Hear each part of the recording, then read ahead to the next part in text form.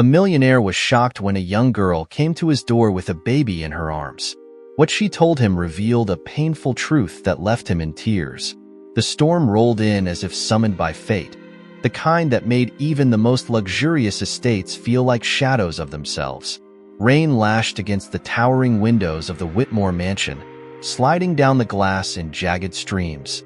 Inside, Charles Whitmore sat in his study, the amber glow of a single desk lamp casting long shadows across the polished oak. His fingers traced the rim of an untouched glass of whiskey, his mind adrift in the stillness of the room. Outside, the estate seemed to retreat into itself, its sprawling gardens and marble fountains shrouded by the storm's unrelenting fury. Charles enjoyed these nights for their silence, an escape from the noise of boardrooms and hollow pleasantries. But tonight, there was no solace. The whispers of regret lingered in the back of his mind, like the ticking of the grandfather clock in the hall.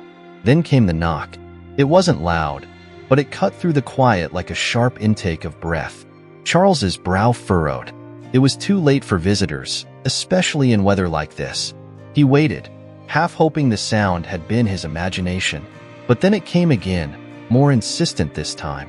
He sighed, pushing himself to his feet, his movements deliberate as he made his way toward the door. The hallway stretched endlessly before him, the muted glow of chandeliers barely touching the high ceilings. By the time he reached the door, he was already irritated. Whoever stood on the other side had better have a reason for disturbing him.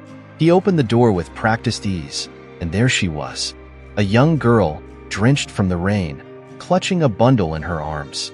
Her brown hair clung to her face, and her clothes were soaked through, clinging to her like a second skin. But it wasn't her appearance that caught him off guard, it was her eyes. They burned with a mix of determination and desperation, as though standing there was both her only option and her last resort.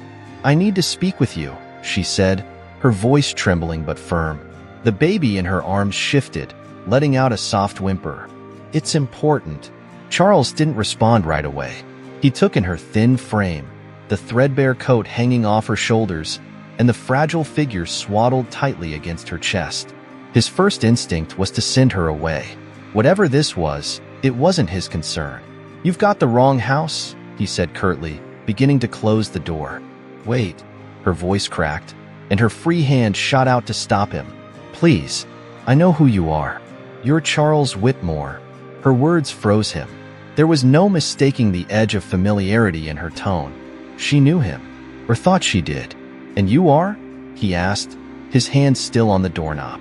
"Emily," she said quickly. "Emily Carter. I came here because I don't know where else to go."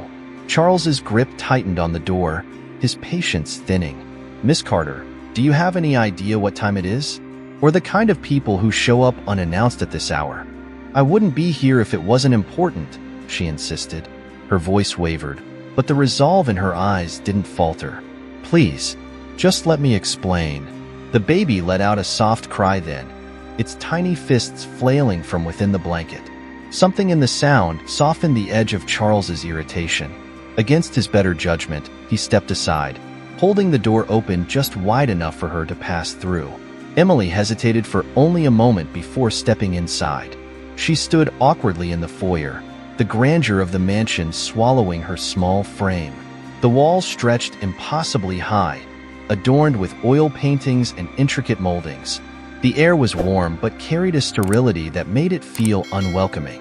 Charles gestured toward the sitting room down the hall. "You have 5 minutes." Emily nodded, clutching the baby closer as she followed him. The sitting room was no less intimidating. Leather armchairs, a fireplace framed by marble, and walls lined with shelves of books that looked more decorative than read. Charles motioned for her to sit, but she remained standing, her knuckles white against the blanket. "Well?" he prompted, crossing his arms. "What's so urgent that you'd show up in the middle of a storm?" Emily hesitated, as if weighing her words carefully. "I need your help." Charles let out a short, humorless laugh. "Do you now? And why exactly would I help you?" "Because you owe my mother," she said simply. The room fell silent. For the first time, Charles's cold demeanor wavered. "Your mother?" "Samantha Carter," Emily said, her voice steady despite the tension in the air. The name hit him like a gust of wind. He hadn't heard it in years, but it was a name he couldn't forget. Samantha, the woman who once meant everything to him, and the one he had left behind in pursuit of ambition and wealth. He searched Emily's face, and for a fleeting moment, he saw traces of Samantha in her features. The curve of her jaw, the intensity in her eyes. Charles's throat tightened, but he masked it with a scoff. "I don't see how that concerns me." Emily's jaw set, and she shifted the baby in her arms. "It concerns you because she's not here to ask for herself.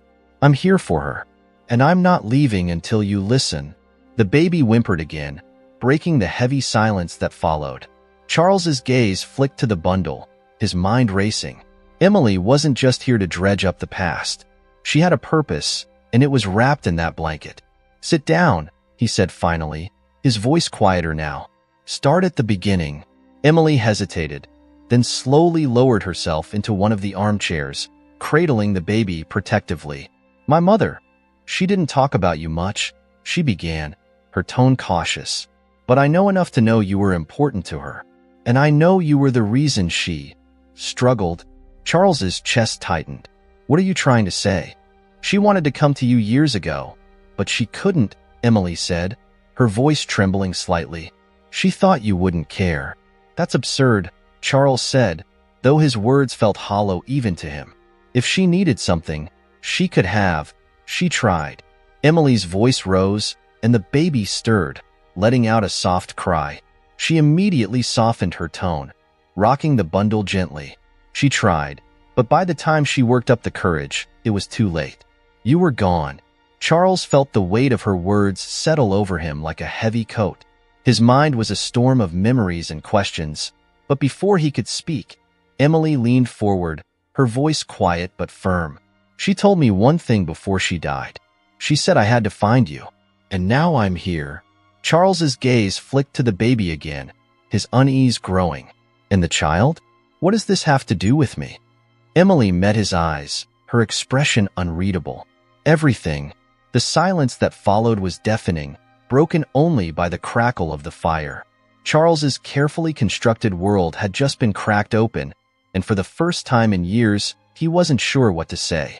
Emily sat stiffly in the leather armchair, the faint sound of rain tapping against the windows. The room seemed to close in around her, its grandeur doing little to ease her nerves. Across from her, Charles Whitmore stood by the fireplace, his tall frame casting a long shadow in the flickering light. He didn't sit. Instead, he studied her like a problem he didn't quite know how to solve. The baby in her arms squirmed, letting out another soft whimper. Emily adjusted the blanket, her hands moving instinctively, her touch gentle.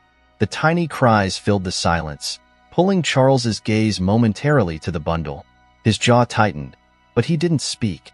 Emily cleared her throat, trying to find her voice. "I didn't come here to upset you, Mr. Whitmore." Charles let out a humorless chuckle. "Well, you've managed to do so regardless." She flinched at the coldness in his tone, but pressed on. "I came because my mother wanted me to. I didn't know what else to do. Let me get this straight." Charles finally turned to face her fully, his arms crossed. "You show up at my door, in the middle of the night, claiming some connection to Samantha Carter, a woman I haven't seen or spoken to in over 2 decades, and expect me to, what? Take you in? Offer help out of the goodness of my heart?" Emily met his gaze, her own sharpening despite the tremor in her hands. "I expect you to listen." Her words hung in the air, more defiant than she intended. Charles raised an eyebrow, his expression unreadable. For a long moment, neither of them spoke. The only sound was the steady patter of rain. "You have 5 minutes," he said finally, settling into the armchair opposite hers. "Tell me what you want, Miss Carter." Emily exhaled, relief mingling with the weight of what she was about to say. She glanced down at the baby in her arms, drawing strength from his tiny, sleeping face. "My mother didn't have an easy life," she began quietly. "After you left, she struggled to make ends meet. She worked long hours, taking whatever jobs she could find. And when I came along, well, she did everything she could to give me a decent life. Charles's expression remained impassive, but his eyes darkened slightly. I wasn't aware Samantha had a child. She didn't want you to know, Emily said, her tone soft but firm. She said it wouldn't make a difference. That you'd moved on.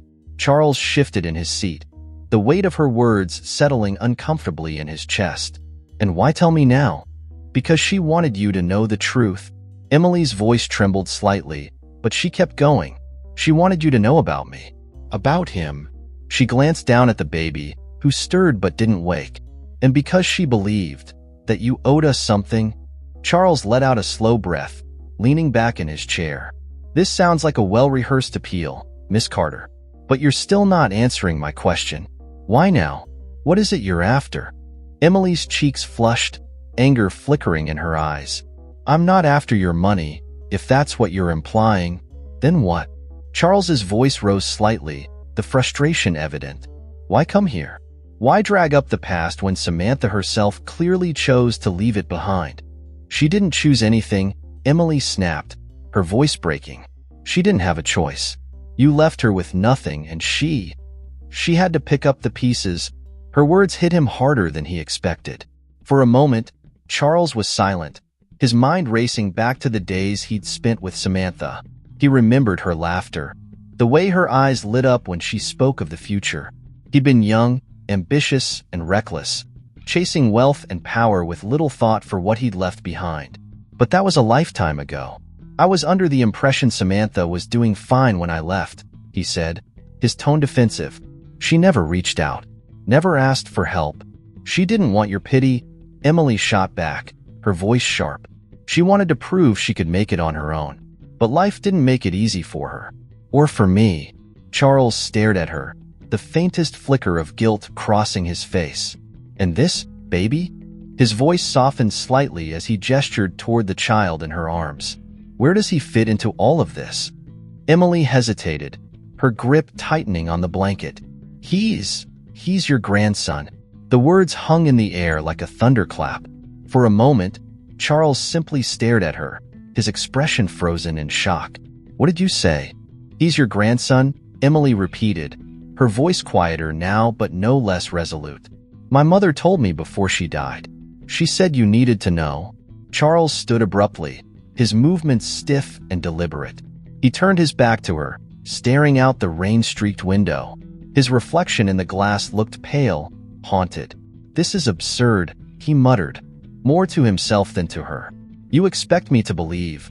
I don't expect anything, Emily interrupted, her voice firm. But it's the truth. My mother never lied about it, and I have no reason to lie now. Charles ran a hand through his hair, the weight of her words pressing down on him. If this is some kind of ploy, it's not, Emily said quickly. I didn't come here to trick you or to ask for anything you're not willing to give. I came because I thought you deserved to know. Because he deserves to know. Her voice cracked on the last word, and she looked down at the baby, her expression softening. The vulnerability in her eyes was impossible to ignore.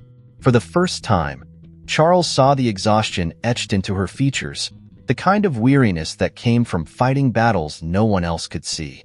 I don't know what you want me to do, he said finally, his voice quieter now.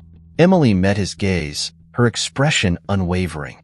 I don't want anything from you, Mr. Whitmore. I just want you to acknowledge the truth. To understand what your choices cost us. Charles's chest tightened, a mix of guilt and anger churning in his gut. He wanted to dismiss her, to call her a liar and send her away. But something about the way she looked at him, the fire in her eyes, the determination in her voice, made him pause. And then there was the baby. He couldn't deny the pull he felt when he looked at the tiny, fragile figure in her arms. The possibility that this child might be his grandson, his blood, was a thought he couldn't shake, no matter how much he wanted to.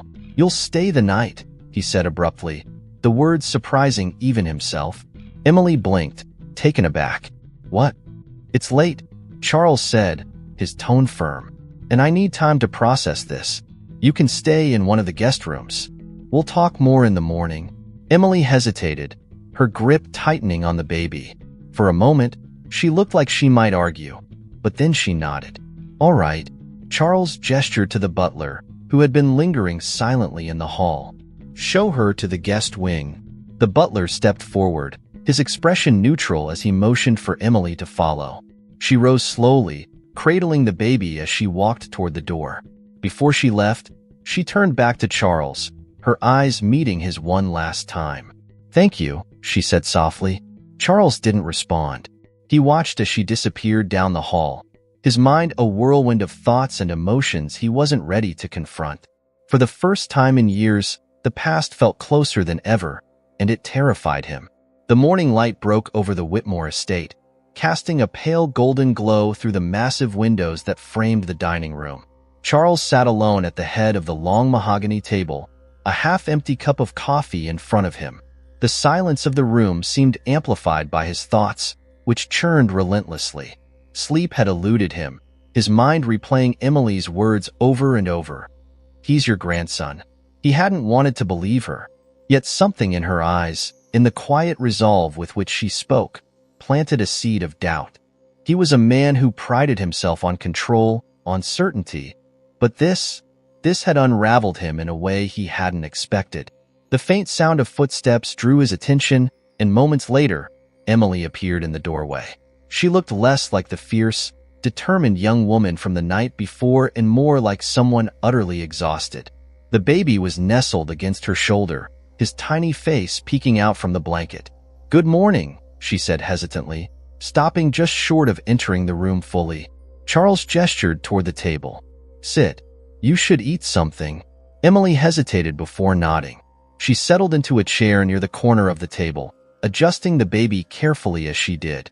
One of the staff appeared almost immediately, placing a plate of toast and eggs in front of her. She murmured a quiet thank you, but made no move to eat. For a while, neither of them spoke. The only sound was the faint clinking of Charles's spoon as he stirred his coffee absently. It was Emily who broke the silence. "You don't believe me," she said quietly, her tone more resigned than accusatory. Charles set the spoon down, folding his hands in front of him. "I didn't say that. You didn't have to." Emily's eyes met his, tired but steady. "You think I'm lying? Or worse, that I'm here to manipulate you?" Charles leaned back in his chair, studying her. "You must admit, Miss Carter, your arrival here. The timing of it is questionable. You show up on my doorstep with a child and a story. What am I supposed to think?" Emily's jaw tightened, and she looked away, her gaze falling to the baby in her arms. "I don't care what you think of me," she said softly, "but I told you the truth. He's your grandson." Charles exhaled sharply, frustration mingling with something deeper, something he didn't want to name. "And I'm supposed to take your word for it? Based on what? Your mother's dying wish?" Emily's head snapped up at that, her eyes flashing. "You don't know what she went through," she said, her voice trembling with barely contained emotion. "You don't know what it was like for her to raise me on her own, knowing that the man who should have been there for her was off building his empire."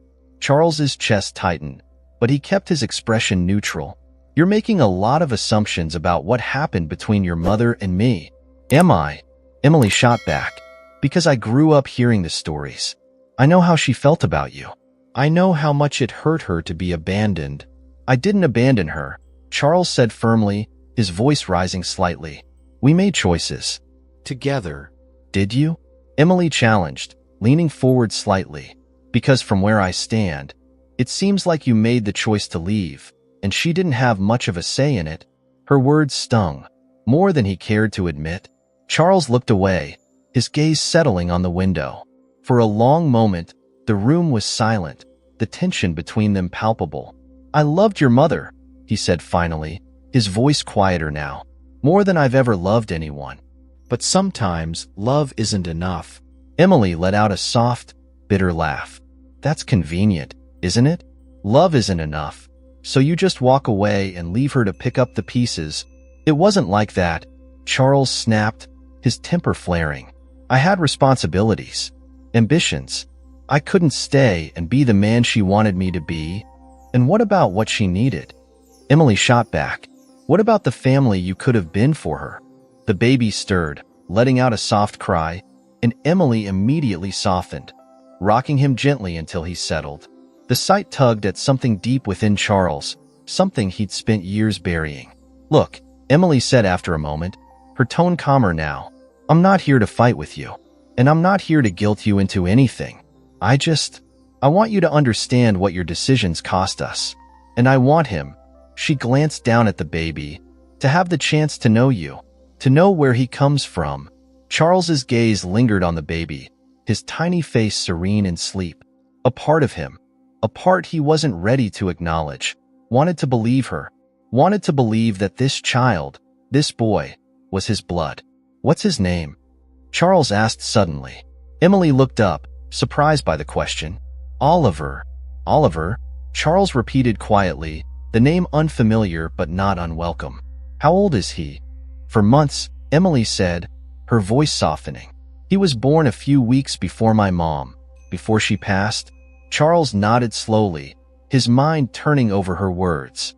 If she was telling the truth, and he still wasn't sure she was, it meant Samantha had been carrying the weight of his absence for years. And now, Emily was carrying it too. "I need time," Charles said finally, his voice steadier than he felt, "to process all of this. To think." Emily nodded, though her expression was wary. "I understand, but please don't take too long. Oliver deserves to know where he comes from, and so did my mom." With that, she rose from her seat, cradling Oliver close. Charles watched as she left the room, her footsteps echoing softly down the hall. When she was gone, he leaned back in his chair, his eyes drifting to the ceiling. His mind was a storm of memories.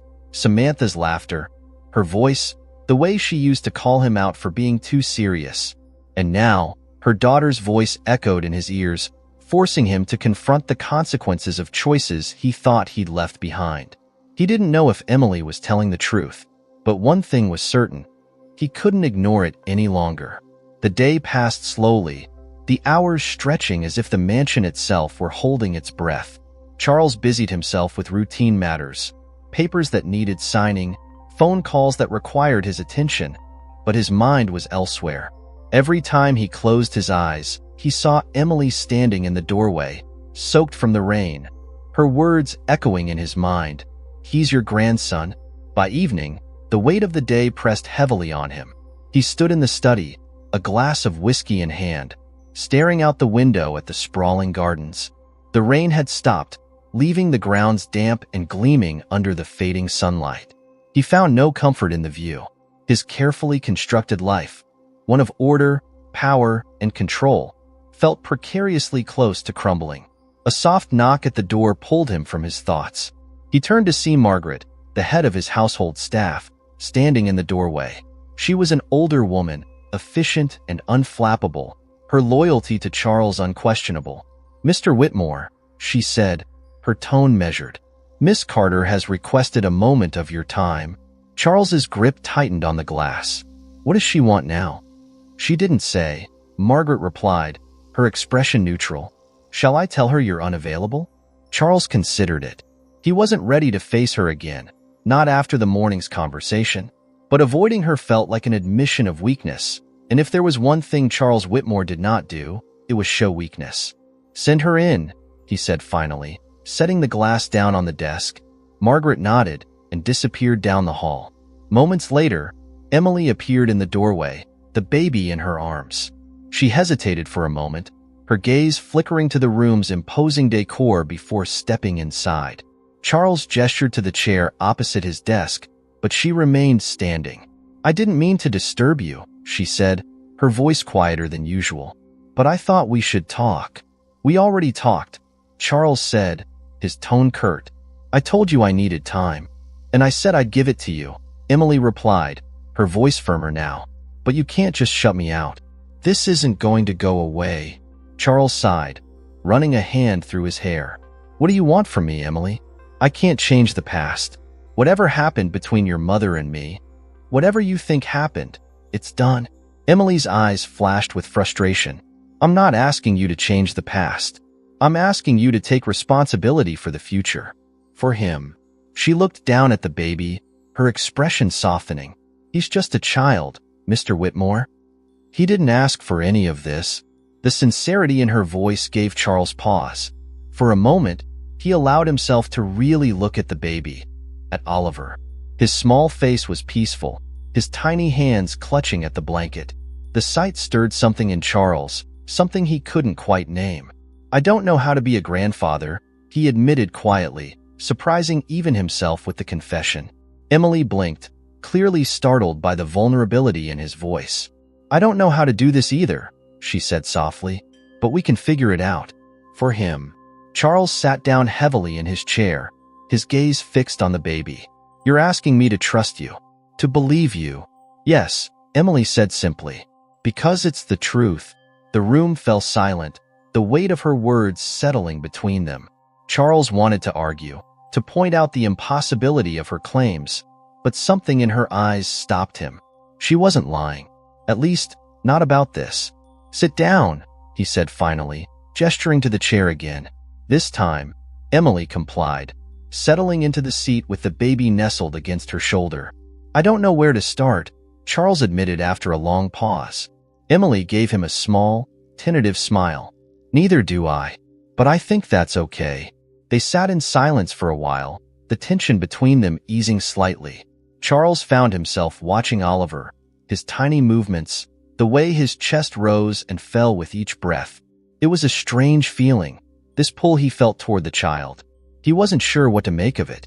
Finally, Emily spoke again, her voice quieter now. "Can I ask you something?" Charles nodded, though he wasn't sure he wanted to hear the question. "Why did you leave my mom?" she asked, her gaze steady. The question hit him harder than he expected. He leaned back in his chair, his eyes drifting to the ceiling as he searched for the right words. "I was young," he said eventually, "and stupid. I had big dreams, bigger than I could handle. I thought I was doing the right thing by leaving, by giving her the chance to find someone better. But she didn't want someone better," Emily said softly. "She wanted you." Charles looked at her, his chest tightening. "I know that now, but back then, I didn't understand." Emily nodded, her expression unreadable. "She forgave you, you know. She never said it outright, but I could tell. She always spoke about you like you were still part of her life, even after you left." Charles felt his throat tighten, and he looked away, his mind filled with memories of Samantha. He hadn't thought about her in years, but now, her face was as vivid as if she were standing in the room. "I didn't deserve her forgiveness," he said quietly. "Maybe not," Emily replied, "but she gave it to you anyway. And now, you have the chance to do something for her." For Oliver. Charles's gaze shifted to the baby again, his tiny fingers curling around the edge of the blanket. For the first time, he allowed himself to imagine what it would mean to have this child in his life. It was terrifying and exhilarating all at once. "I need more time," he said finally, his voice steady but soft. Emily nodded. "Take all the time you need. Just don't take too long." She stood, adjusting the baby in her arms. Charles watched her leave, the door closing softly behind her. He leaned back in his chair, staring at the empty room. For the first time in years, Charles felt something shift inside him, a crack in the facade he'd built around his life. And for the first time, he wasn't sure if he wanted to rebuild it. Charles Whitmore sat alone in his study, the faint hum of the mansion's quiet night pressing in around him. A fire crackled softly in the hearth, its golden light flickering against the walls lined with books he rarely touched.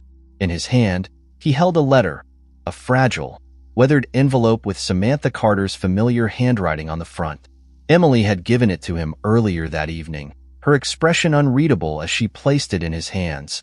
"She wrote this for you," Emily had said softly, her voice trembling just enough to betray the emotion behind her words. "She never sent it, but she wanted you to have it." Now, as he stared at the letter, Charles felt a lump form in his throat. He had spent years burying his memories of Samantha, telling himself he had made peace with the past. But this was a ghost reaching out from a time he thought he'd left behind. He hesitated for a moment longer, then carefully unfolded the letter. The paper was thin, delicate, as if the weight of her words had aged it prematurely. His eyes scanned the opening lines, and he felt the world around him fall away. "Dear Charles, I don't know if you'll ever read this, but writing it is the only way I can make sense of everything. It's been years since you walked away, but some nights, it feels like yesterday. I still hear your voice in my head, still see the way you looked at me when you told me you had to go. I hated you for that, for leaving when I needed you most. But I also loved you too much to hold on to that hate for long. Life hasn't been easy without you, Charles. I won't lie about that, but I managed. I worked hard, made sacrifices, and somehow, I kept going. When Emily came along, everything changed. She became my reason to keep fighting, my reason to believe that things could get better. She's smart, kind, and stronger than I ever was. You'd be proud of her. At least, I hope you would. I never told Emily much about you, not because I wanted to erase you from our lives, but because I didn't want her to grow up with bitterness in her heart. I wanted her to know love without the weight of disappointment. But as she got older, I realized I couldn't keep you from her forever. She deserved to know where she came from.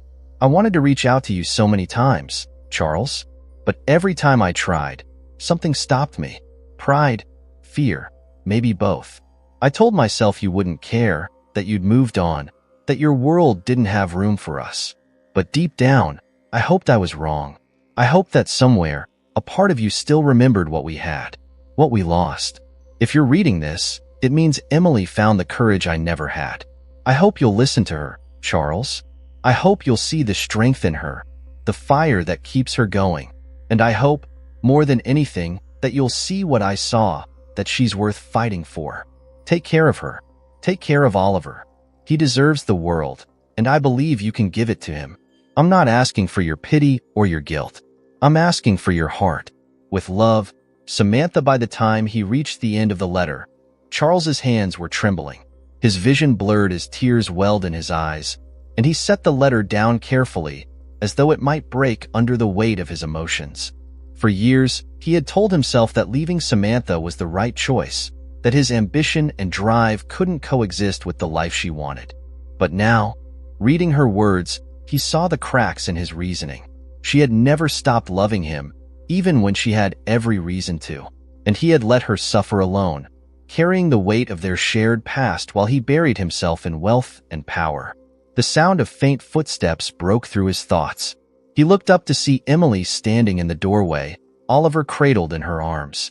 Her expression softened when she saw the letter on the desk, her eyes flickering with an unspoken question. "You read it," she said quietly, stepping into the room. Charles nodded, unable to find the words. She wrote that a few months before she passed, Emily continued, her voice steady but filled with emotion. "I found it in her things after she was gone. I thought about throwing it away. I didn't think you'd care." "I do," Charles said, his voice rough. "I care more than I can say." Emily studied him, her expression searching. "It's not enough to care now. She needed you then." "I know," Charles admitted, his gaze dropping to the letter. "I failed her. I see that now." Emily sat down across from him, adjusting Oliver in her arms. The baby stirred, his tiny hand reaching out to grab at the air, and Charles felt a pang in his chest. He wondered how many moments like this he had already missed. How many more he would miss if he let his pride keep him from moving forward. "She forgave you," Emily said softly. She never said it outright, but I could tell. She wanted you to find peace, even if it meant you weren't part of our lives. Charles swallowed hard, his hands curling into fists on the desk.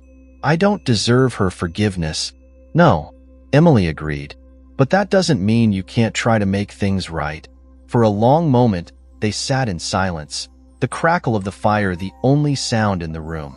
Finally, Charles looked up, his gaze meeting Emily's.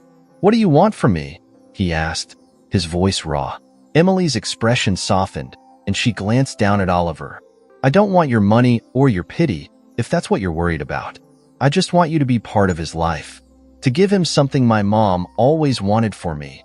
A family." Charles's throat tightened. He looked at Oliver, at his tiny face and delicate hands, and felt something shift inside him. It was a feeling he hadn't allowed himself to experience in years. Hope. "I don't know if I can be the man you want me to be," he admitted. "But I'll try." Emily gave him a small, tentative smile. "That's all I'm asking." For the first time in years, Charles felt the weight of his past begin to lift. It wasn't gone. He doubted it ever would be, but it no longer felt insurmountable. He reached for the letter again, holding it gently in his hands. "I won't let her down again," he said quietly, more to himself than to Emily. And for the first time, he meant it. The sun dipped below the horizon, painting the sky in streaks of orange and violet. Charles sat in his study, the weight of the day pressing heavily on his chest. Samantha's letter remained on the desk, its presence both a comfort and a burden. Every word had pierced through the wall he'd spent decades building, but one question lingered, gnawing at him relentlessly. Was Oliver really his grandson? A knock at the door jolted him from his thoughts. It wasn't Margaret's polite rap. This was sharper, almost hesitant. Before he could respond, Emily pushed the door open, her expression taut with a mix of defiance and vulnerability. "We need to talk," she said, stepping inside with Oliver cradled in her arms. She didn't wait for his invitation, taking the seat across from him as though she'd decided there was no room for argument. Charles sighed, leaning back in his chair. "I assume this is about the letter." "It's about Oliver," Emily said firmly. She adjusted the baby in her arms, her movements careful, protective. "I need you to stop doubting me. I need you to believe me." Charles hesitated, his eyes drifting to Oliver. The boy was awake, his tiny fingers curling and uncurling around the edge of the blanket. Charles couldn't deny the pull he felt, the undeniable connection he didn't want to name. "Emily," he began, his voice softer than usual, "you have to understand how this sounds to me. After all these years, you appear out of nowhere with a baby and a story. Do you really expect me to accept it without question?" "I expect you to listen," Emily shot back, her tone sharp. "I expect you to care enough to see the truth." "And what truth is that?" Charles asked, his frustration bubbling to the surface. "That I'm a grandfather? That Samantha hid this from me for decades?" "She didn't hide anything," Emily said, her voice rising slightly. "She didn't want to burden you. She didn't think you'd care." "That's absurd," Charles snapped. "I would've." "You would've what?" Emily interrupted, her voice trembling. "Come back? Changed your life? You left, Charles. You made that choice." The words hit him like a blow. He opened his mouth to argue, but nothing came out. Emily's gaze softened slightly, though her eyes still glistened with unshed tears. "She loved you," Emily said, her voice quieter now. "Even after everything, she loved you. But she also knew who you were. She knew you wouldn't give up your ambition for her. And she didn't blame you for that. But she also didn't want to be a footnote in your life." Charles's chest tightened, the weight of her words settling over him like a stone. He looked away, his gaze drifting to the window, where the first stars were beginning to appear. "She was wrong," he said quietly, more to himself than to Emily. "I did care." Emily studied him for a long moment, her expression softening. "Then prove it," she said finally. "Be the man she believed you could be. Be the grandfather Oliver needs." Charles looked at her, his mind racing. He wanted to believe her, wanted to embrace the possibility that Oliver was his grandson. But the doubt, born of years of mistrust and self-preservation, remained. "I need to know for sure," he said at last, his voice steady but tinged with regret. "I need proof." Emily stiffened, her hands tightening around the baby. "You don't believe me." "It's not that simple," Charles said, his tone firm but not unkind. "This isn't just about you or me. This is about him." He nodded toward Oliver. "If I'm going to be a part of his life, I need to be certain." Emily's jaw tightened, but she didn't argue. Instead, she nodded slowly. "Fine. If that's what it takes, I'll do it." Charles leaned forward, his gaze earnest. "It's not about doubting you, Emily. It's about making sure I can give him everything he needs without hesitation." Emily's expression softened, though her eyes still held a flicker of hurt. "All right," she said quietly. "I'll do whatever you need." The next morning, arrangements were made for a paternity test. The process was clinical, impersonal, and Charles hated every second of it. Watching Emily hand over a lock of Oliver's hair to the technician made his stomach twist, but he didn't let it show. The results wouldn't come for a few days, and the waiting was unbearable. Charles found himself avoiding Emily, retreating to his study or the garden to escape the tension. But even in solitude, he couldn't escape the image of Oliver, his tiny face, his delicate hands. The possibility that he was Charles's grandson filled him with equal parts hope and fear. On the third evening, the results arrived in a sealed envelope. Charles stared at it for what felt like hours, his hands trembling slightly as he debated whether to open it. Finally, he ripped the envelope open, his heart pounding in his chest. The words were simple, clinical, and absolute. 99.9% probability of biological relationship. Charles sat back in his chair, the paper slipping from his fingers. A rush of emotions swept over him. Relief, guilt, and something he couldn't quite name. He wasn't just a man standing at the edge of his past anymore. He was a grandfather. Emily appeared in the doorway, as if she'd sensed the moment. She stepped inside slowly, her expression wary. "Well?" Charles looked up at her, his eyes filled with something she hadn't seen before. Vulnerability. He nodded, his voice thick with emotion. "He's mine." Emily exhaled, her shoulders sagging as relief washed over her. She approached the desk, carefully setting Oliver down in Charles's lap. For a moment, Charles froze, unsure of how to hold him. But as Oliver's tiny fingers curled around his own, something inside him shifted. "He's your grandson," Emily said softly, her voice trembling with emotion. "And he deserves to know you." Charles looked down at Oliver, his heart swelling with a mixture of awe and regret. For the first time in years, he felt a sense of purpose he hadn't realized he'd lost. "I'll make it right," he whispered, more to himself than to Emily. "I'll make it right for him. For both of you." And for the first time, he believed it. The following days brought a strange, tentative rhythm to the Whitmore mansion. The once quiet halls were now punctuated by the soft cries and gurgles of a baby, a sound so foreign yet oddly comforting. Charles found himself drawn to Oliver in ways he hadn't expected, watching as Emily cradled him in the sitting room or played with him in the sunlit garden. It was a stark contrast to the sterile, calculated life he had cultivated over the years. But with each stolen moment of joy came a lingering weight, the inescapable reckoning with the choices he had made and the lives they had affected. One evening, as the household settled into its usual quiet, Charles asked Emily to join him in the study. The fire burned low in the hearth, casting flickering shadows across the room. Emily entered cautiously, Oliver already asleep in the guest wing, his absence leaving a rare moment for frank conversation. "You wanted to talk?" she asked, her voice calm but tinged with wariness. Charles gestured for her to sit, pouring himself a glass of whiskey. He offered her one, but she shook her head. As he sat across from her, the weight of the moment settled between them. "I've been thinking," he began, his voice uncharacteristically hesitant. "About Samantha. About everything I did, or didn't do." Emily folded her hands in her lap, her expression unreadable. "And," Charles exhaled, staring into his glass. "I told myself for years that leaving her was the right thing to do, that I was sparing her from a life of compromises, of waiting for me to come home from one business trip after another. I thought I was doing her a favor." Emily's jaw tightened, but she let him continue. "But now, looking back, I see it for what it was. Cowardice," he admitted, his voice rough. "I was afraid. Afraid of what it would mean to give up my ambitions, to tie myself to something bigger than myself. And in doing so, I hurt her. I hurt you." The words hung in the air, raw and heavy. Emily's gaze softened, but there was no triumph in her expression, only quiet understanding.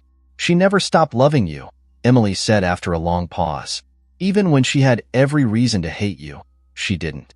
She wanted you to be happy, even if it wasn't with us." Charles felt a sharp pang of guilt at her words. "And what about you? Do you hate me?" Emily's eyes met his, and for a moment, he saw a flicker of the girl she must have been, full of questions, longing for answers she thought she'd never get. "I don't hate you," she said quietly, "but I won't lie. I resented you for a long time. I watched my mom work herself to exhaustion, trying to give me a life she thought you would have wanted for us. And I wondered, over and over, Why you weren't there. Charles leaned forward, his elbows resting on his knees, his face drawn with regret. I don't have an excuse for that. I should have been there. I should have done so many things differently. Emily studied him, her expression softening. You can't change the past, Charles, but you can be here now. For Oliver. For me. Charles nodded, his throat tight. I want to be, but I know it's not that simple. Emily smiled faintly, her hands relaxing in her lap. No, it's not. But it's a start. The conversation shifted then, moving to lighter topics. Memories of Samantha, stories about Oliver's early weeks. Charles found himself laughing for the first time in what felt like years, the sound foreign but welcome. Emily, too, seemed to relax, the walls she had built around herself beginning to crumble. But just as they found a fragile rhythm, the past came crashing back in. A knock at the door interrupted their moment. Margaret appeared, her expression uncharacteristically troubled. Mr. Whitmore, she said, her voice low. There's someone at the gate. A man claiming he has urgent business with you. Charles frowned, rising from his seat. Did he give a name? Margaret hesitated, her gaze flickering to Emily before she answered. It's Jordan, sir. The name sent a jolt through Charles. Jordan had been one of his closest associates, a man he had trusted implicitly for years. But in recent months, whispers of betrayal had begun to surface, missing funds, suspicious dealings. Charles had dismissed the rumors as baseless until now. What does he want? Charles asked, his voice sharp. Margaret shook her head. He wouldn't say. Only that it's a matter of urgency. Emily rose from her chair, her expression mirroring Charles's unease. Who's Jordan? Someone I thought I could trust, Charles said bitterly. He turned to Margaret. Let him in. I'll speak to him in the drawing room. Margaret nodded and left, leaving Charles and Emily alone. You think he's here about the leaks? Emily asked, her voice cautious. Possibly, Charles said, or he's here to spin another lie. Either way, I'll find out. Minutes later, Charles stood in the drawing room, his posture tense as Jordan entered. The man looked disheveled, his suit rumpled and his usually confident demeanor replaced by a nervous energy. Charles, Jordan began, his voice too smooth. Thank you for seeing me. Cut the pleasantries, Charles said coldly. What do you want? Jordan hesitated, glancing around the room as though searching for an escape. I made a mistake, he said finally, his voice dropping. A big one. Charles crossed his arms, his eyes narrowing. Go on. I leaked information to Marks, Jordan admitted, his words tumbling out in a rush. He offered me a deal, money, connections, and I took it. But I didn't realize how far he was willing to go. Charles felt his anger rising, but he kept his voice level. And now? Now he's threatening me, Jordan said, his voice trembling. He says if I don't help him again, he'll ruin me. I came here because I need your help. Charles stared at him, the betrayal cutting deeper than he expected. You expect me to help you? After what you've done? I didn't have a choice. Jordan protested. You don't know what he's capable of. I know enough, Charles said, his voice cold. And I know you made your choice the moment you turned your back on me. Jordan opened his mouth to argue, but Charles raised a hand, cutting him off. Get out. Whatever mess you've made for yourself, you can clean it up. Don't come back here again. Jordan hesitated for a moment, then nodded reluctantly and left, his footsteps echoing down the hall. When he was gone, Charles let out a long breath, his hands trembling. Emily stepped into the room, her expression cautious but steady. Are you okay? She asked softly. Charles nodded, though his jaw was tight. I'll deal with it. But right now, I need to focus on what matters. Emily gave him a small, encouraging smile. And what's that? Charles looked at her, his expression softening. You, Oliver, us. For the first time in years, Charles felt a sense of clarity. The road ahead wouldn't be easy, but for the first time, he was ready to face it. The morning light spilled into the Whitmore mansion, casting soft golden rays across the marble floors. Charles sat in the garden, a place he had rarely visited despite its beauty. Today, It felt like the only fitting setting to contemplate the new chapter of his life.